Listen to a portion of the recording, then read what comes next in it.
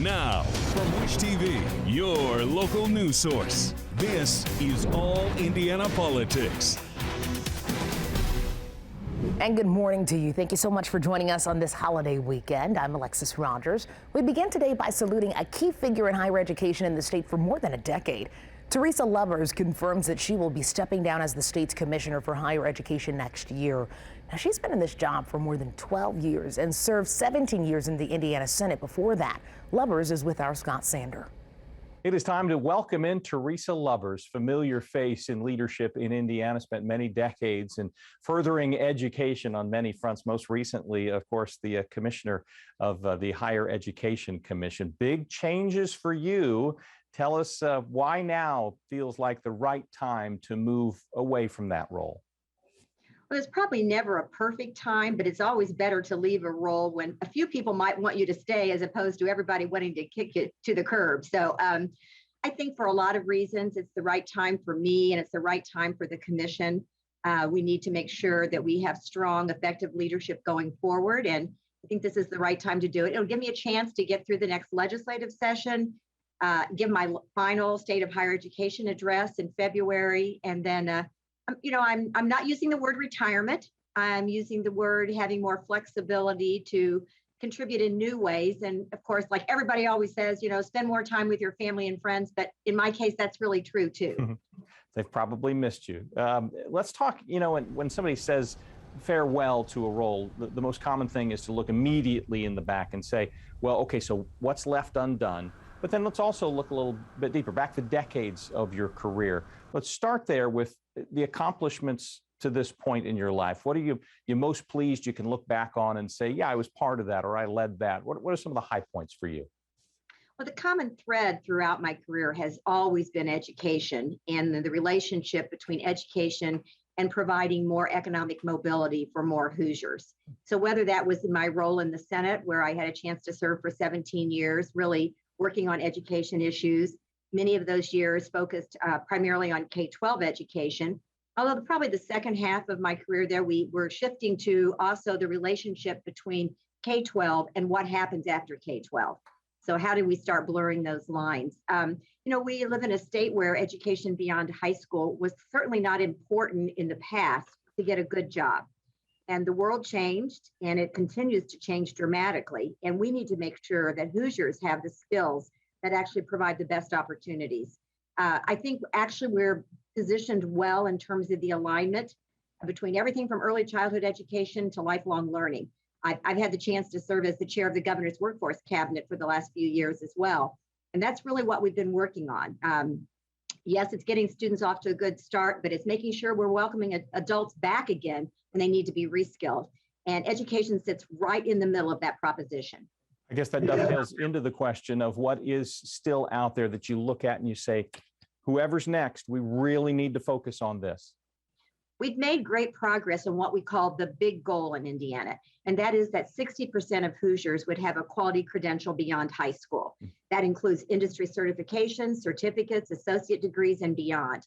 We've improved by about 15 percentage points since 2008 when we started calculating that, but we have room to go before we get to that 2025 goal. The reason the goal is important is not because of the number of 60%, it's because the jobs require those kinds of credentials and will increasingly require education and training beyond high school. We've made progress. We have room to go. And if you disaggregate those numbers by race, ethnicity, gender, geography, and socioeconomic status, we know we really have work to do in those areas. There is an irresistibility about asking for a letter grade when we're talking about education issues. So I guess I will ask you that. Give Indiana a letter grade and where we stand with education right now. That's a tough one to answer because there are lots of nuances to that, but I'm an optimist by nature.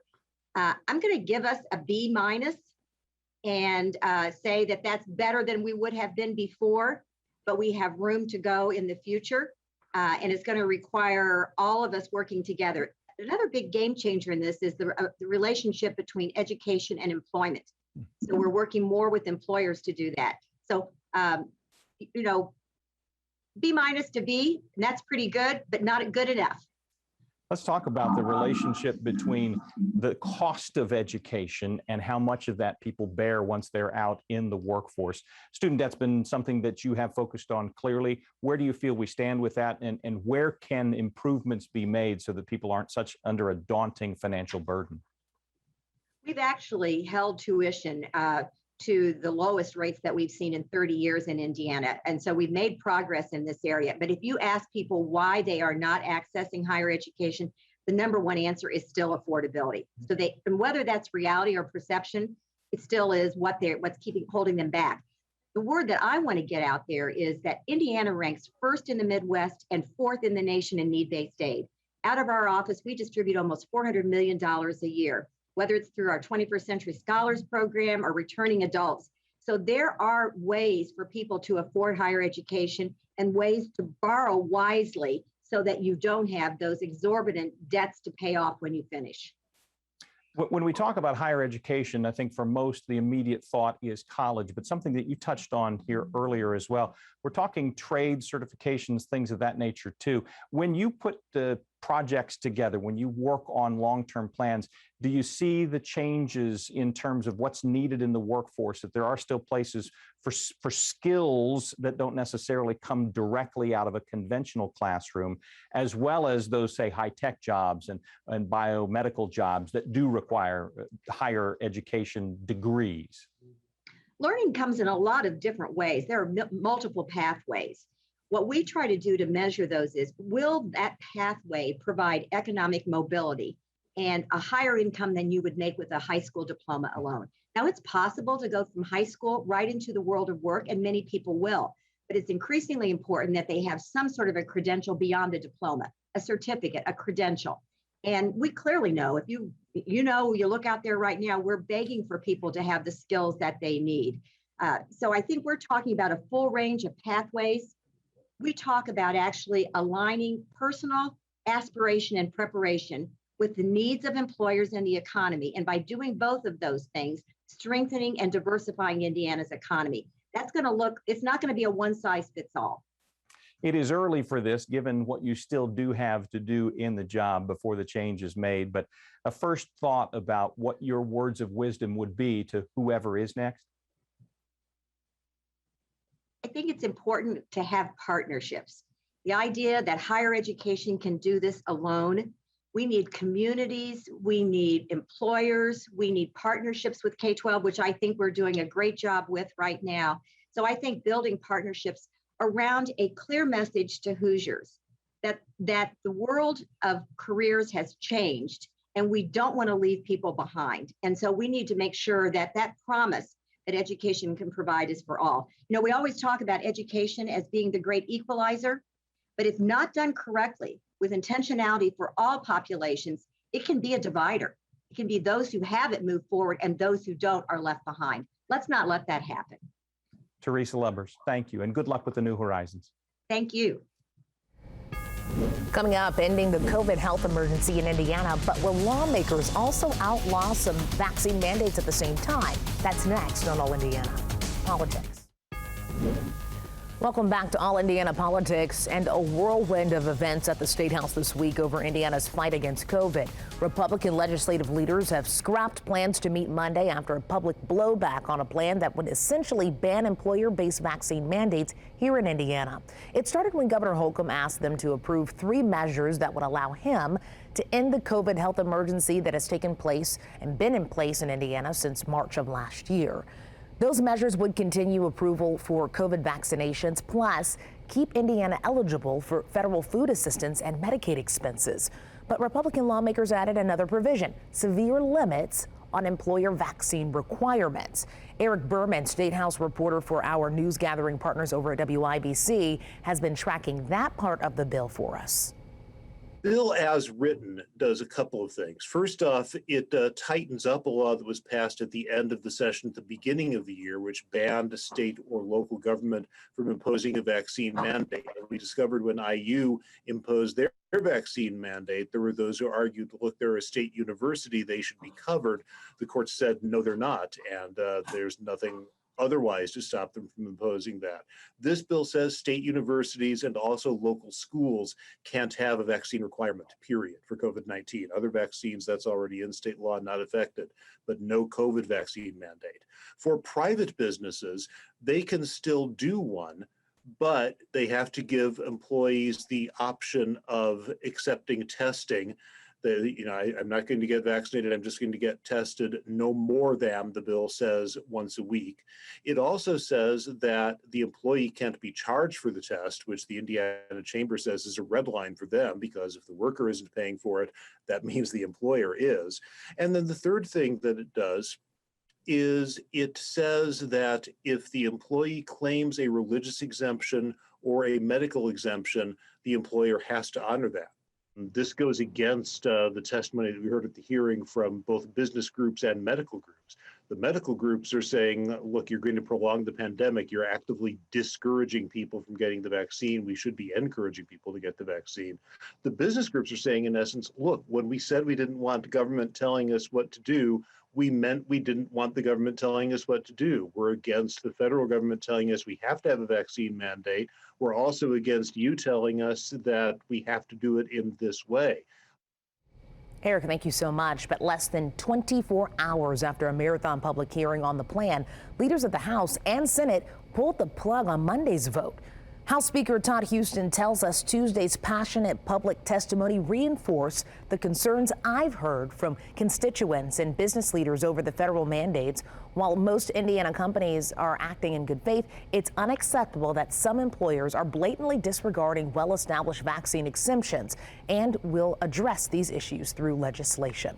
Senate President Rod Bray is also promising quick action in January, citing, quote, reports of some employers callously disregarding or denying without due consideration the legitimate medical or religious exemption requests of employees, as well as some businesses reportedly informing employees that noncompliance will be considered a voluntary resignation rather than a termination.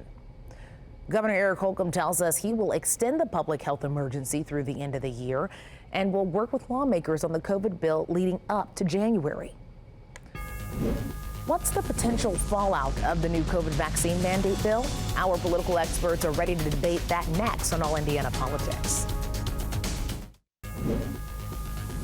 Welcome back to All Indiana Politics as we welcome back Republican Whitley Yates and Democrat Brian Gaddy. Both of you, it's always fun to talk with you both. Let's start with that bill that would essentially block COVID vaccine mandates here in Indiana. Brian, we'll start with you, and Republican leaders, pushing back, backing off of that request after public backlash. What are we thinking about this? Well, they should. I mean, Republicans claim to be the party for business, but yet they want to encroach in private business and push vaccine mandates, and actually try to keep businesses from making these decisions. So, I mean, businesses should be allowed to make these decisions on their own. They shouldn't have government telling them what to do. So I'm glad public pressure made them back down. Whitley, what's your response to this? I mean, I think this really just stems from the current administration's federal overreach that it's currently doing by forcing private businesses to have their employees to get the vaccine. I think that this is where this is coming from. We're trying to combat it on a state level, what's happening on a national level. And these COVID vaccine mandates that the current administration is pushing really just pits private businesses against the government and forcing them to make their employees get vaccinated, and instead of allowing the employees to make that choice for themselves. And it honestly just creates an unsafe work environment. And we're sitting in a place where we have employee shortages. So vaccine mandates would only exacerbate our current labor issues that we're facing in this country. Whitley, while I have you, was trying to push this through and in one day a mistake? It created quite a firestorm where there was really no need for one, is what some people feel like. I think that we need to come up with a plan that is well thought out and pushed through so that when we create the legislation, it'll be lasting. Brian, any response to that? Well, we're just still playing catch up with COVID-19, obviously with the disastrous lack of leadership from former President Donald Trump. Enjoy saying that, former President Donald Trump. And President Biden and Vice President Harris have done a great job with getting us to a point where we can see definitely light at the end of the tunnel. I mean, the economy is doing much better. Jobs are up. I mean, 5 million jobs have been created since President Biden's been president. I don't know if you all heard that the amount of numbers of unemployment claims are the lowest since 1969. I mean, that statistic just came out just yesterday. So we've come from a very low place because of the poor lack of leadership from former President Donald Trump. And when you have people say I don't want to, get the vaccine, you have to think about what's best for all of us together as Americans, as Hoosiers. We want to get past this pandemic. We want to get, we're slowly getting our lives back, but we're not going to get there if we've got people saying, I don't want to get the vaccine. You got to sometimes think about, all of us, not just yourself. Whitley, I see you shaking your head no. What's going on in there? Listen, on the left, they scream my body, my choice when it comes to things like pro-choice issues. But when it comes to the vaccine mandate, all of a sudden, now we have to force people into medical decisions that may or may not be in their best interest. It's really just hypocritical. And let's honestly talk about the economy. We see the Great Resignation where 4.3 million Americans resign. And now we're seeing that they're not on unemployment. So the idea is hopefully that they're running their own businesses, but then we still have a labor shortage. And let's be honest, the Democrats are currently cutting Republicans ribbons. 16 of the 20 states listed that have the lowest unemployment are led by Republicans. Come on, Biden. Yes, Republicans are taking the money from President Biden's infrastructure plan. Talk about you all say, we don't want this money, but you don't seem to ever refuse it, do you? I mean, real quick before we get in Indiana, to we're taking the money and a lot of the infrastructure improvements in this state, like I've talked about before. Real quick, before we get to something else, I want to stay on what I'm talking about here as far as this mandate, because another thing that I think people have been talking a lot about is, okay, maybe it's not necessarily you telling me that I have to get the vaccine, but maybe it's that I don't want to take tests every day, or who has the cost of those tests every day. Is that a part of this conversation about how efficient it would be to do something with this mandate here in the States? Is this a question for me? You can take it, Brian. Sure. Well, again, it goes back to my point to reiterate. We must get together as a people, as Hoosiers, as Americans, to get past this pandemic. And I know when you have those on the right to say, I shouldn't have to be, forced to take this vaccine. No one is forcing you. It's part of our collective responsibility as Hoosiers and as Americans. Now, if you work for the government, I mean, there's things often on a job where you're obligated to do. And if you don't do it, then you obviously you can't work there. And private businesses have a right to enforce whether people should get the vaccine or not. So I look at it like this: we must together get past this pandemic. And we're not going to get there if we've got people saying, I don't want to take the vaccine, and just going off on their own. We must get past this. We're not going to get there if we continue to obliterate our private and small businesses either. We watched during COVID, many businesses suffered. We watched as they're trying to come back and having issues with employee retention. How does creating a COVID vaccine mandate for any employer with 100 people or more help our labor force, help the fact that we have so many shortages on so many different fronts? The truth of the matter is that we have to let private businesses operate in a way that is fiscally feasible for them, especially coming off the back of the pandemic, and being able to operate in a way that has the least amount of federal overreach as they are on the recovery or attempting to recover from the pandemic and all of the labor shortages and supply chain costs that have been a lot of due to the current administration and the way that they govern. Well, 5 million jobs have been created under President Biden, so I think he's doing quite well on the job front. Brian, Whitley, this is always a fun time whenever I have both of you here. Our time is up. Thank you both so much. Happy Thanksgiving, everybody. Take All Indiana Politics on the go with you. Download our podcast now. Part of the All Indiana Podcast Network and allindianapodcastnetwork.com. Thank you so much for joining us for All Indiana Politics. We will be back here next Sunday morning at 9:30. Have a great rest of your weekend, and hopefully you're enjoying your family.